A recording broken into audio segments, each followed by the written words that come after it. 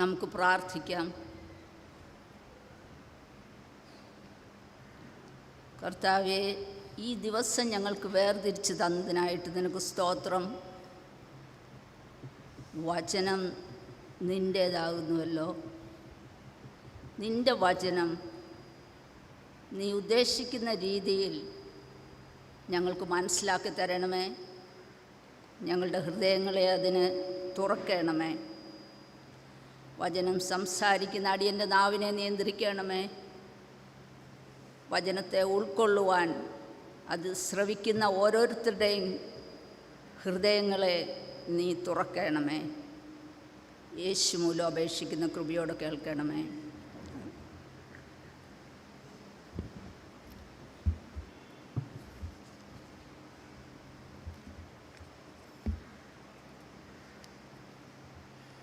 ഞാൻ പല പ്രാവശ്യം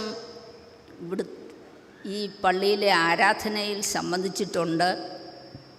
എങ്കിലും ഇങ്ങനെയൊരു ദൗത്യവുമായിട്ട് നിങ്ങളുടെ മുൻപിൽ ആദ്യമായിട്ടാണ് നിൽക്കുന്നത്. എന്നെ ഈ ദൗത്യം ഏൽപ്പിച്ച മധ്യ കേരള മഹായിടവകയോടുള്ള നന്ദി രേഖപ്പെടുത്തുന്നു. ദൈവം നൽകിയ അവസരത്തിനായിട്ട് ദൈവത്തിന് സ്തോത്രം ചെയ്യുന്നു. എന്നെ സ്വാഗതം ചെയ്ത ഇടവക വികാരി CY തോമസ് അച്ഛനോടും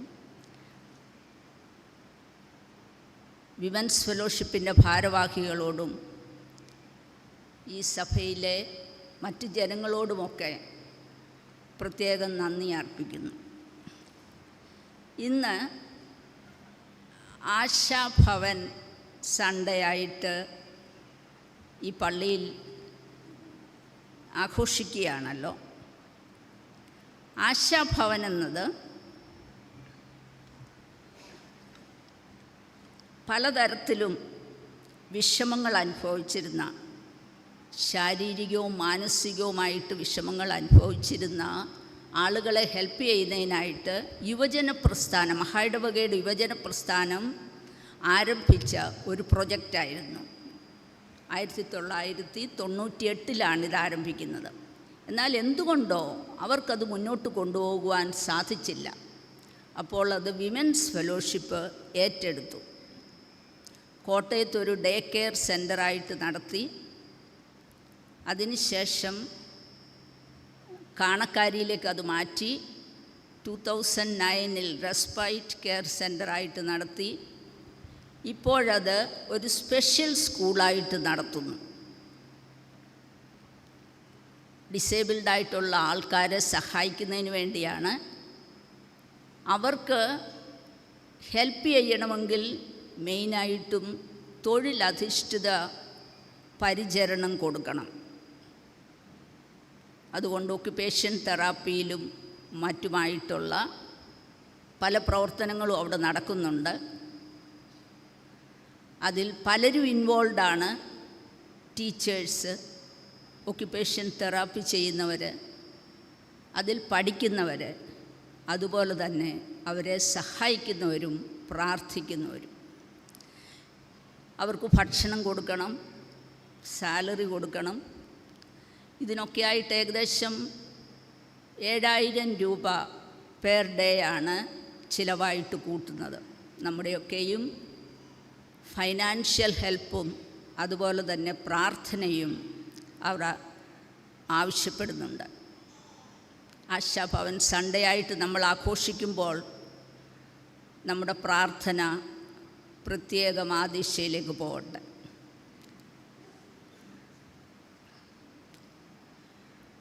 ഇന്ന് ഭിന്നശേഷിക്കാർക്ക് വേണ്ടി നമ്മൾ പ്രത്യേകം പ്രാർത്ഥിക്കുകയും അവരെ പ്രോത്സാഹിപ്പിക്കുന്നതിനുള്ള പദ്ധതികൾക്കൊക്കെ ആകുന്നതിന് ശ്രമിക്കുകയും ചെയ്യുന്ന ഒരു സൺഡേയാണ്.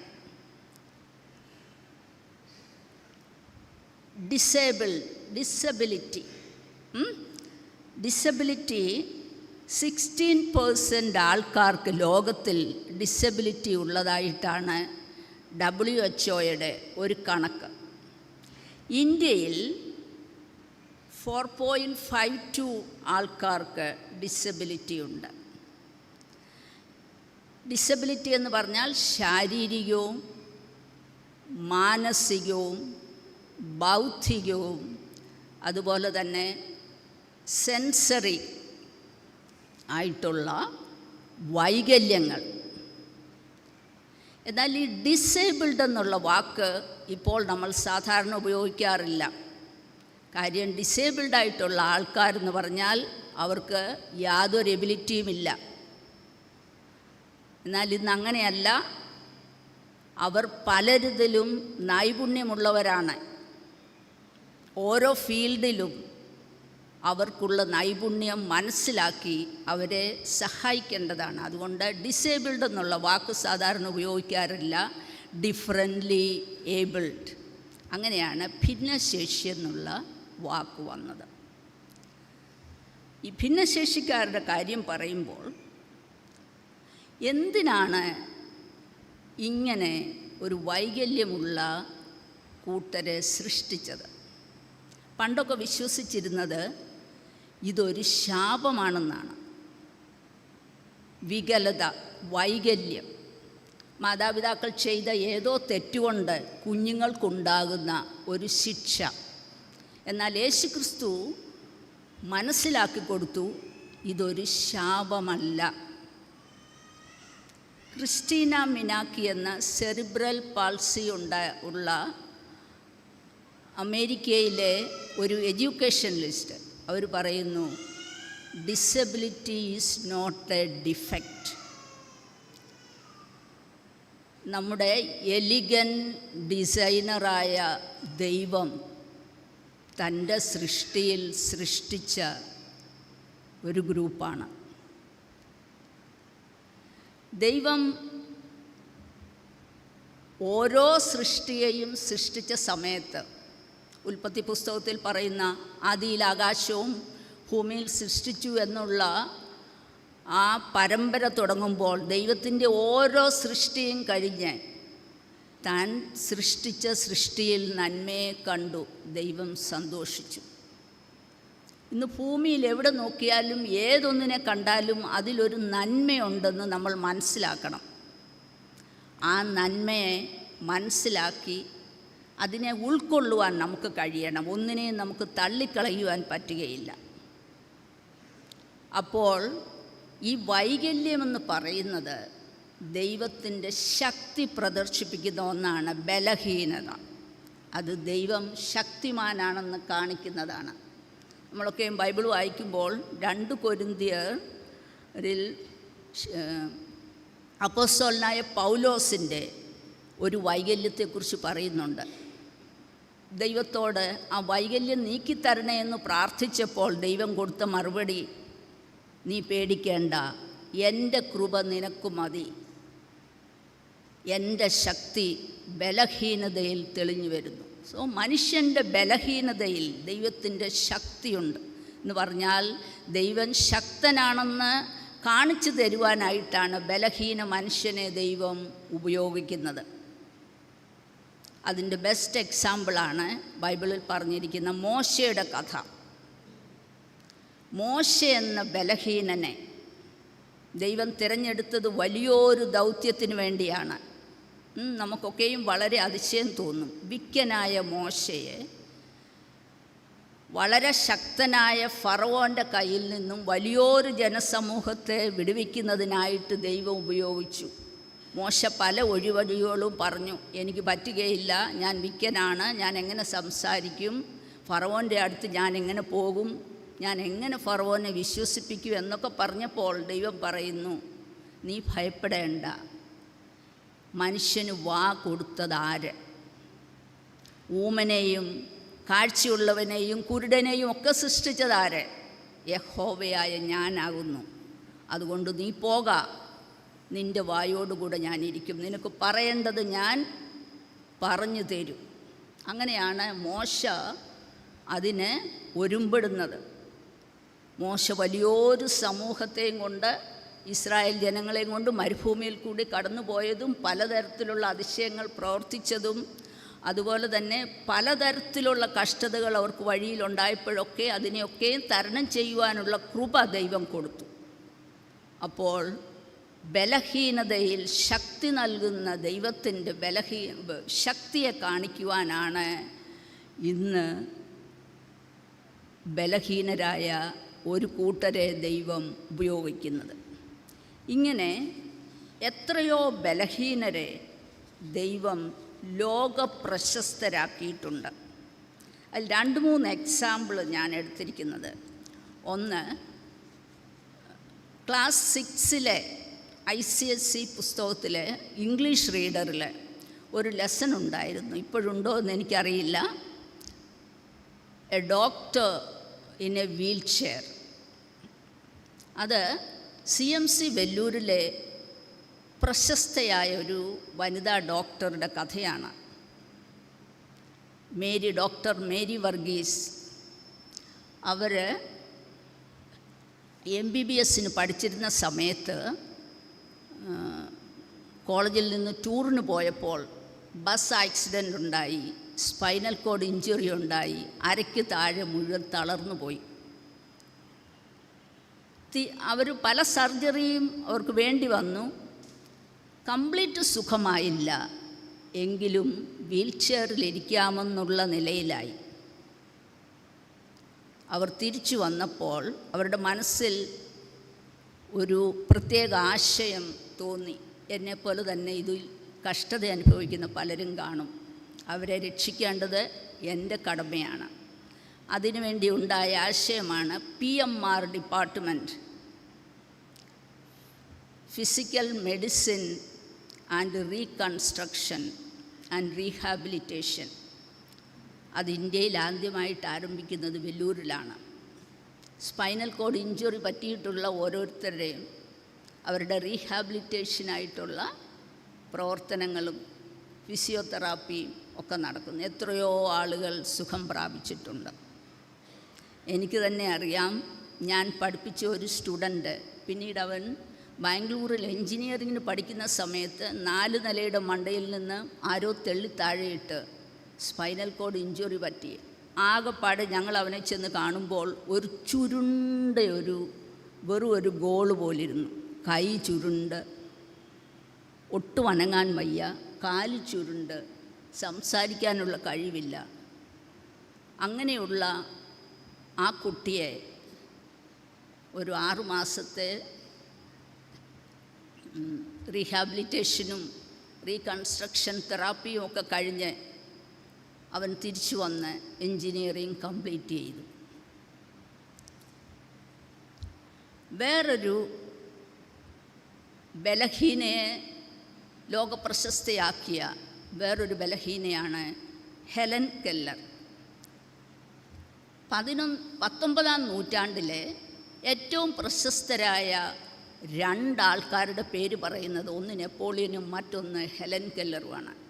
ഹെലൻ കെല്ലർ ചെറുപ്പത്തിൽ 19-ാമത്തെ മാസത്തിൽ കൊച്ചായിരിക്കുമ്പോൾ ഒരു പനി വന്ന് കാഴ്ചയും കേൾവിയും നഷ്ടപ്പെട്ടു. അവൾ ഭയങ്കര അഗ്രസീവായിരുന്നു. എന്നാൽ ദൈവം അവളെ രക്ഷിക്കുന്നതിനായിട്ട് ഒരു ടീച്ചറിനെ അയച്ചു, ആൻ സള്ളിവൻ. അവളുടെ കൂടെ ഇരുന്ന് കുശവൻ കളിമണ്ണ് കൊണ്ട് അവളെ മെനയുന്ന പോലെ തന്നെ ഓരോന്നും പറഞ്ഞു കൊടുത്തും പല കാലങ്ങളായിട്ട് അവളെ രൂപാന്തരപ്പെടുത്തി. 11 വയസ്സായപ്പോൾ അവൾ പുസ്തകങ്ങൾ എഴുതാൻ തുടങ്ങി. 12 പുസ്തകങ്ങൾ പബ്ലിഷ് ചെയ്തിട്ടുണ്ട്. പിന്നീട് അവൾ ലോ പഠിച്ചു. ഡിസേബിൾഡ് ആൾക്കാർക്ക് വേണ്ടിയുള്ള പല ലോകളും ഇന്ന് നമ്മളുടെയൊക്കെ രാജ്യത്ത് ഭിന്നശേഷിക്കാർക്ക് വേണ്ടി പല നിയമങ്ങളുമുണ്ട്. ഇതിൻ്റെയൊക്കെയും ആരംഭം ഹെലൻ കെല്ലറിൽ നിന്നാണ്. American union of civil liberty, ഇതിൻ്റെ ഫൗണ്ടറാണ് ഹെലൻ കെല്ലർ. അതുപോലെ തന്നെ പല നിയമങ്ങളുണ്ടാക്കി പലർക്ക് വേണ്ടിയും പല ഡിസേബിൾഡായിട്ടുള്ള ആൾക്കാർക്ക് വേണ്ടിയും ഫൈറ്റ് ചെയ്തു. മറ്റൊരാളാണ് പ്രസിഡൻറ്റ് റൂസ്വെൽറ്റ്, അമേരിക്കയിലെ 32ാമത്തെ പ്രസിഡൻറ്റ് ഫ്രാങ്ക്ലിൻ റൂസ്വെൽറ്റ് 2 കാലും തളർന്ന ഒരാളായിരുന്നു. അമേരിക്കയിലെ പല പ്രസിഡൻറ്റുമാരിൽ one of the most famous എന്നാണ് ഫ്രാങ്ക്ലിൻ റൂസ്വെൽറ്റിനെ കുറിച്ച് അറിയപ്പെടുന്നത്. അദ്ദേഹം പല പല നിയമങ്ങളും ഉണ്ടാക്കി. കറുത്ത വർഗ്ഗക്കാർക്കും സ്ത്രീകൾക്കും വേണ്ടിയുള്ള പല റൂളുകളും ഉണ്ടാക്കി. അദ്ദേഹത്തിൻ്റെ കാലത്താണ് അവിടെ പനാമ കനാൽ തുറന്നുകൊടുത്ത് വ്യാപാരം ഏറ്റവും കൂടുതൽ അഭിവൃദ്ധിപ്പെടുന്നത്. അമേരിക്ക വളരെ അഭിവൃദ്ധിപ്പെട്ട ഒരു കാലമായിരുന്നു റൂസ്വെൽറ്റിൻ്റേത്. നാഷണൽ ലേബർ റിലേഷൻസ് ആക്ട് ആദ്യമായിട്ട് പാസ്സാക്കിയത് റൂസ്വെൽറ്റിൻ്റെ കാലത്താണ്. അടുത്തതായിട്ട് ഭിന്നശേഷിക്കാർക്ക് നമുക്ക് എന്ത് സഹായം കൊടുക്കുവാൻ സാധിക്കും? It's a reminder of God's blessings. ദൈവം നമുക്കെന്തെല്ലാം സഹായങ്ങൾ ചെയ്തു തന്നിട്ടുണ്ട്. അപ്പോൾ നമ്മൾ മറ്റുള്ളവർക്കും അത് പകർന്നു കൊടുക്കേണ്ടത് നമ്മുടെ ആവശ്യമാണ്. നമ്മുടെ ചുറ്റുപാടും കഷ്ടത അനുഭവിക്കുന്ന പലരുമുണ്ട്. അതിലെ ഒരു കൂട്ടരാണ് ഭിന്നശേഷിക്കാർ. അവരെ ഒരിക്കലും തഴയാൻ പറ്റുകയില്ല. അവരിന്ന് നമ്മുടെ സമൂഹത്തിൻ്റെ ഭാഗമാണ്. അത് നമ്മൾ മനസ്സിലാക്കണം. അവരെ തിരഞ്ഞു പിടിച്ച് അവർക്ക് സഹായം കൊടുക്കേണ്ടത് നമ്മുടെ ഒരാവശ്യമാണ്. ഇന്നത്തെ 1ാമത്തെ പാഠമായിട്ട് വായിച്ച 2 ശമൂവേലിൽ മെഫീബോശത്തിനെ കുറിച്ച് പറയുന്നുണ്ട്. ദാവീദിൻ്റെ ഒരു മാതൃക നമുക്കും പിന്തുടരാം. ദാവീദ് രാജാവായ ഉടനെ തൻ്റെ ശത്രുവായ ശൗലിൻ്റെ കുടുംബത്തിൽ താൻ സഹായം കൊടുക്കേണ്ടതായിട്ട് ആരെങ്കിലും ഉണ്ടോ എന്ന് ദാവീദ് അന്വേഷിച്ചു. അപ്പോൾ തൻ്റെ കൂട്ടുകാരനായ യോനാഥാൻ്റെ മകൻ മെഫീബോശത്ത് 2 കാലും ക്രിപ്പിൾഡായിട്ടുള്ള ഒരാളായിരുന്നു. അങ്ങനെ ഒരാളുണ്ടെന്നറിഞ്ഞ് കൊട്ടാരത്തിൽ വിളിപ്പിച്ച് അവിടെ താമസിപ്പിച്ച് ഒരു രാജകുമാരനെ പോലെ വളർത്തി മെഫീബോശത്തിന്. 2ാമത്തെ വേദഭാഗമായിട്ട് വായിച്ച ഐനയാസ്, പത്രോസ് തൻ്റെ സുഹൃത്തുക്കളെയൊക്കെയും കാണുന്നതിന് ചെന്നപ്പോൾ ഐനയാസ് എന്ന് 8 വർഷമായിട്ട് പക്ഷപാതം പിടിച്ച ഒരാളിനെ കണ്ടു. തിരഞ്ഞു ചെന്ന് അവനെ സൗഖ്യമാക്കി. അപ്പോൾ അതിൽ പറയുന്നത്, ഐനയാസിനോട് പറയുന്ന, യേശുക്രിസ്തു നിന്നെ സൗഖ്യമാക്കുന്നു. You make your bed by yourself എന്ന് പറഞ്ഞാൽ നിനക്ക് സ്വന്തമായിട്ട് ചെയ്യുവാൻ സാധിക്കും. നീ അതിനെ മുൻകൈ എടുത്തുകൊണ്ട് വരിക. നേരം ഈ ഭിന്നശേഷിക്കാരായിട്ടുള്ള ആൾക്കാർക്ക് ഒരു ഭയങ്കര ഇൻട്രോവേർട്ടായിട്ട് തീരുന്നു. അവരെ സമൂഹത്തിൽ നിന്നൊക്കെയും പുറന്തള്ളിയിരിക്കുകയാണ്. യേശുക്രിസ്തുവിൻ്റെ കാലത്ത് യേശുക്രിസ്തു ഒത്തിരി പേരെ സൗഖ്യമാക്കിയിട്ടുണ്ട്. അവരെയൊക്കെ സൗഖ്യമാക്കുമ്പോൾ യേശുക്രിസ്തു അവർക്ക് ആക്ച്വലി പരിപൂർണ സൗഖ്യമാണ് കൊടുക്കുന്നത്. അന്നത്തെ കാലത്ത് ഈ വികലതയുള്ള വൈകല്യമുള്ളവരെയൊക്കെ സമൂഹത്തിൽ നിന്നും പുറന്തള്ളിയിരിക്കും. അവർക്ക് ചർച്ചിൽ വരാൻ അനുവാദമില്ല. അതുപോലെ തന്നെ സമൂഹത്തിൽ നിന്നും പുറന്തള്ളിയിരിക്കും. അപ്പോൾ അവർക്ക് ജോലിക്ക് പോകാൻ പറ്റുകയില്ല, മറ്റുള്ളവരുടെ കൂടെ വസിക്കുവാൻ പറ്റുകയില്ല. എന്നാൽ യേശുക്രിസ്തു നമ്മളെ പഠിപ്പിച്ച, അതായത് ക്രിസ്ത്യാനിത്വത്തിൻ്റെ അടിത്തറ തന്നെയായ കരുതലിൻ്റെ ഒരു ശുശ്രൂഷ, അതിലൂടെ യേശുക്രിസ്തു ചെയ്തത് ആദ്യമായി അവർക്ക് ഫിസിക്കൽ ഹീലിംഗ് കൊടുത്തു. ആ ഫിസിക്കൽ ഹീലിങ്ങിലൂടെ അവർക്ക് ഒരു സോഷ്യൽ ഹീലിംഗാണ് കിട്ടുന്നത്. അവർ സമൂഹത്തിൻ്റെ ഭാഗമായി തീർന്നു. ആ സമൂഹത്തിൻ്റെ ഭാഗമാകുമ്പോൾ അവർക്ക് ആത്മീയമായിട്ടും ഒരു ഉത്തേജനം ലഭിക്കുന്നുണ്ട്. സോ കംപ്ലീറ്റ് ഹീലിംഗ് അതാണ് യേശുക്രിസ്തു പ്രദാനം ചെയ്തത്. അതുതന്നെ നമുക്കും ചെയ്യാം. ഇന്ന് ഭിന്നശേഷിക്കാരായിട്ടുള്ള ആൾക്കാർക്ക് അവർ ഭയങ്കര ബുദ്ധിമാന്മാരാണെന്നാണ് പറയപ്പെടുന്നത്. അവരെ തിരഞ്ഞു പിടിച്ച് അവർക്ക് അവരുടെ കഴിവുകൾ നമ്മൾ കണ്ടുപിടിച്ച് അവരെ ഹെൽപ്പ് ചെയ്യേണ്ട ആവശ്യമാണ്. ഞാൻ പഠിപ്പിച്ചിരുന്ന സ്കൂളിൽ ഒരു ഡോക്യുമെൻ്ററി കാണിക്കാറുണ്ടായിരുന്നു.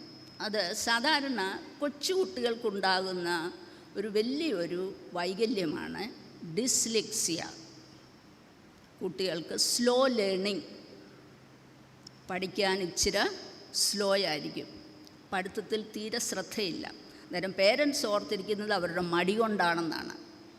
പേരൻസ് അവരെ അടിക്കും, അല്ലെങ്കിൽ നിൻ്റെ മടി നീ പഠിക്കുന്നില്ല എന്നും പറഞ്ഞ് ഉള്ള ശിക്ഷയൊക്കെ കൊടുക്കും.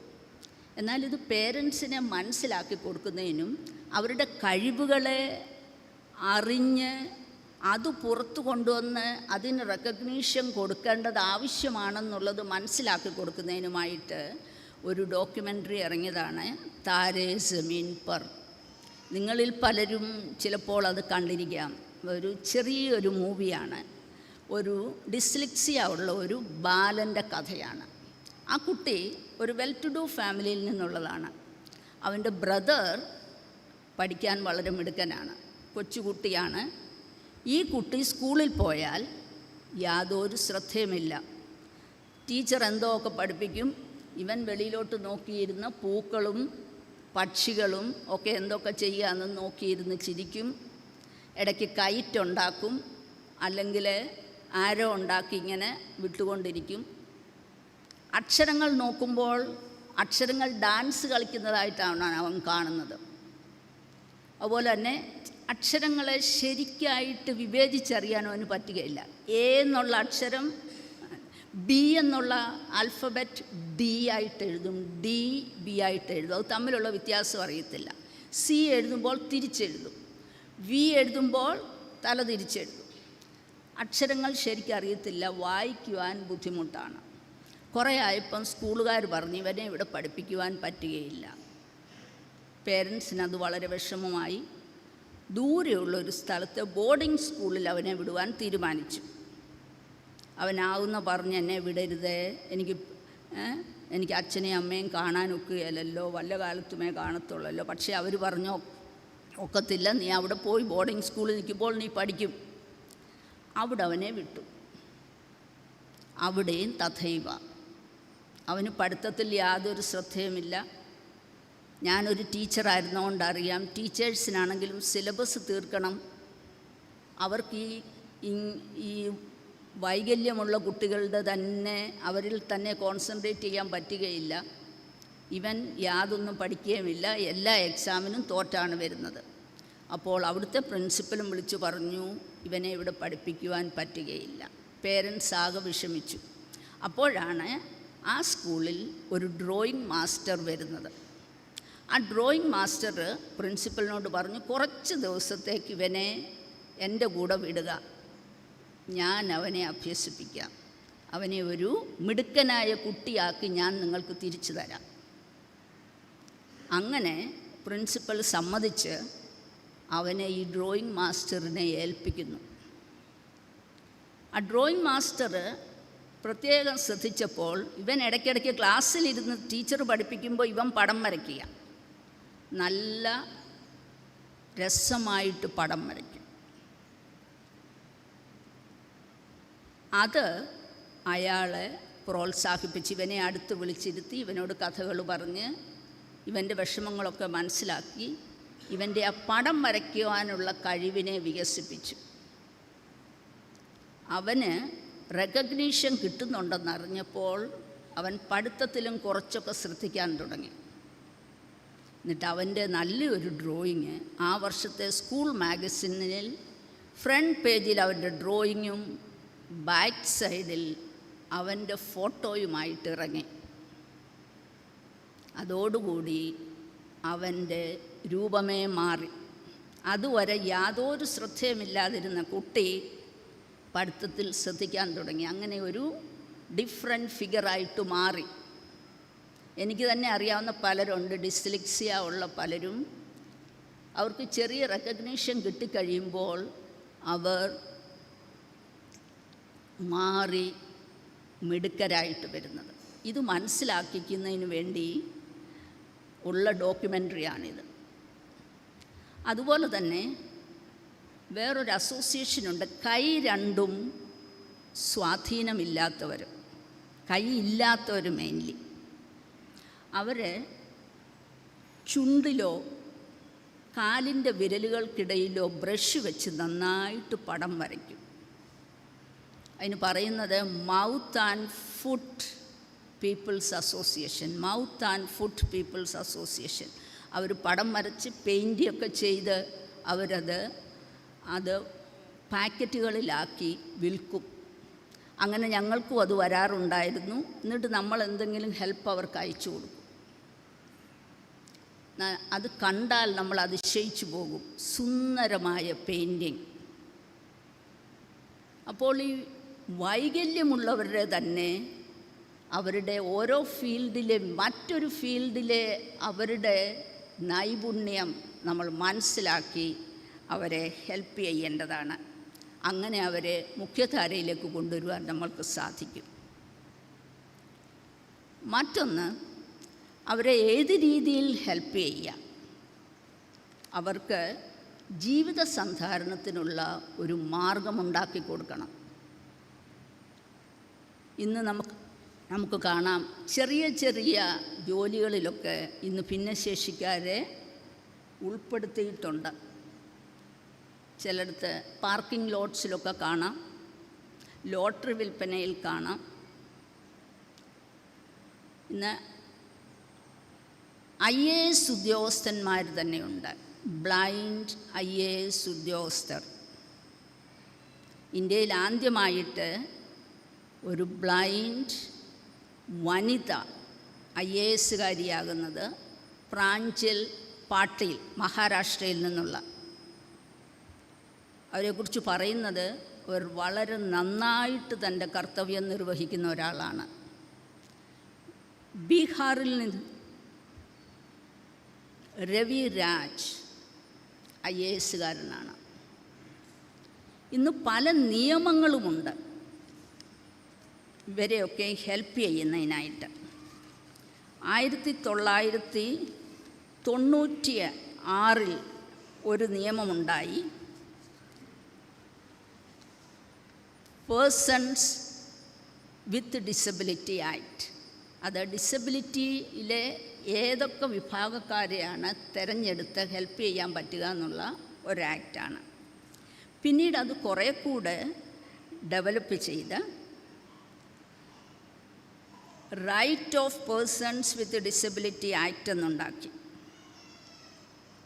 അതിൽ ഈ 7 പേർക്കായിരുന്നു നേരത്തെ ഹെൽപ്പ് ചെയ്തുകൊണ്ടിരുന്നത്. പിന്നീട് അത് ഡെവലപ്പ് ചെയ്ത് 21 തരത്തിലുള്ള ആൾക്കാരെ ഉൾപ്പെടുത്തി. അതിൽ നിന്നാണ് ആക്സസിബിലിറ്റി ഇൻ ഡിഫറെൻ്റ് ഏരിയാസ്. ഇവരെ നമുക്ക് ഒരു ഫീൽഡിലും തള്ളിക്കളയാൻ പറ്റത്തില്ല. അവർ ബസ്സിൽ വന്നാൽ അവർക്ക് ബസ്സിൽ കയറാൻ അനുവാദം കൊടുത്തിരിക്കണം. ഇൻസ്റ്റിറ്റ്യൂഷൻസിൽ വന്നാൽ അവരെ ഒരിക്കലും തള്ളിക്കളയാനൊക്കത്തില്ല. സ്കൂളുകളിൽ അവർക്ക് ഭിന്നശേഷിയുടെ പേരിൽ അഡ്മിഷൻ നിഷേധിക്കാൻ പറ്റുകയില്ല. അടുത്ത സമയത്തായി വേറൊരു നിയമം ഉണ്ടായി.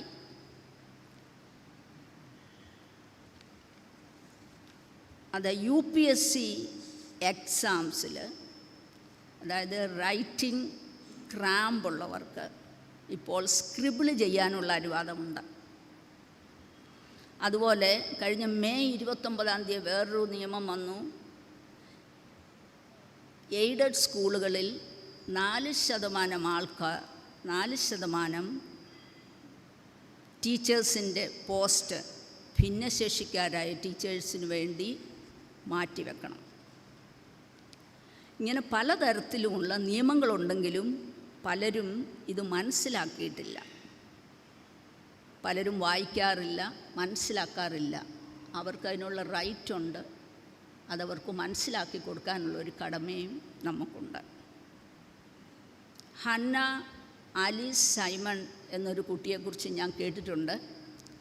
കൊച്ചിയിലുള്ള ഒരു കുട്ടിയാണ്, അന്ധയായ ഒരു കുട്ടി. ആ കുട്ടിക്ക് സ്കൂളിലൊക്കെ പഠിച്ചിരുന്ന കാലത്ത് കൂട്ടുകാരൊക്കെ അവളെ ബുള്ളി ചെയ്യുമായിരുന്നു. അന്ന് അവൾ വീട്ടിൽ വന്ന് ചോദിക്കുമായിരുന്നു, അമ്മേ എന്തുകൊണ്ടാണ് എനിക്കിങ്ങനെ ഉണ്ടായത്, ദൈവം എന്തിനെന്നെ ഇങ്ങനെ വരുത്തിയോണ്ടേ. അമ്മ അവളോട് പറയുമായിരുന്നു, നീ വിഷമിക്കണ്ട, ഒരു കാലം വരും മറ്റുള്ളവർ നിന്നെ കൺഗ്രാജുലേറ്റ് ചെയ്യുന്ന ഒരു കാലം വരും. അവൾ പിന്നീട് മനസ്സിലാക്കി. വളരെ മിടുക്കിയായ ഒരു കുട്ടിയാണ്, നന്നായിട്ട് പാടും, പിയാനോ വായിക്കും. എന്നാൽ കുറച്ച് കഴിഞ്ഞപ്പോൾ അവൾ പറഞ്ഞു, എന്നെ വെറും ഒരു പാട്ടുകാരിയായിട്ട് മുദ്ര കുത്തുന്നത് എനിക്കിഷ്ടമല്ല, എനിക്ക് എല്ലാ ഫീൽഡിലും ഉയർന്നു വരണം. അവൾ പുസ്തകങ്ങൾ എഴുതാൻ തുടങ്ങി. വെൽക്കം ഹോം എന്നൊരു കഥാസമാഹാരമുണ്ട്. 6 തരത്തിൽ പലതരത്തിലുള്ള വൈകല്യങ്ങളുള്ളവരുടെ 6 പുസ്തകങ്ങൾ സ്റ്റോറീസ് ഒന്നിച്ചു കൂട്ടിയുള്ള ഒരു പുസ്തകമാണ്. അവളുടെ നല്ലൊരു സമാഹാരമാണത്. ഇന്നവൾ ഇൻഡിയാന യൂണിവേഴ്സിറ്റിയിൽ സൈക്കോളജി മേജറിൽ US വിദ്യാഭ്യാസം നടത്തുന്നു, ഗ്രാജുവേഷൻ. അങ്ങനെ ഓരോ തരത്തിലുമുള്ള ആൾക്കാരെ നമുക്ക് ഹെൽപ്പ് ചെയ്യാൻ പറ്റും. അവരെ സ്വയം പര്യാപ്തതയിലേക്ക് കൊണ്ടുവരുവാൻ നമുക്ക് സാധിക്കും. അതിന് ദൈവം നമ്മളെ സഹായിക്കട്ടെ. നമ്മളതിൽ ഭാഗഭാക്കാകുവാൻ ദൈവം സഹായിക്കട്ടെ. നമുക്കതിനു വേണ്ടി നമ്മളെ തന്നെ ഒരുക്കാം. ഇന്നത്തെ ഈ ആശാഭവൻ സൺഡേയിൽ നമുക്കങ്ങനെ ഒരു തീരുമാനമെടുക്കാൻ ദൈവം നമ്മളെ ഒരുക്കട്ടെ. അതിനായിട്ട് നമുക്ക് പ്രാർത്ഥിക്കാം.